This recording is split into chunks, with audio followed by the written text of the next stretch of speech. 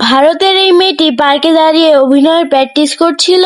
বাংলাদেশের একটি মেয়ে সেটি দেখে তাকে হাসতে হাসতে তাকে অনেক অপমান করলো। অপমান সহ্য করতে না পেরে ভারতের মেয়েটি দৌড়ে বাসায় চলে গেল। বাংলাদেশের মেয়েটির অপমানের কথা ভাবতে ভাবতে সে নতুন নতুন অভিনয়ের বই পড়তে থাকে। এরপর আবারও অভিনয় প্র্যাকটিস করতে লাগে। তারপর ভারতের মেয়েটি পার্কে গিয়ে বাংলাদেশের মেয়েকে অভিনয় প্রতিযোগিতার চ্যালেঞ্জ করে। তারপর ইন্ডিয়ান মেয়েটি অভিনয় প্রতিযোগিতায় প্রথম অভিনয় করতে লাগে।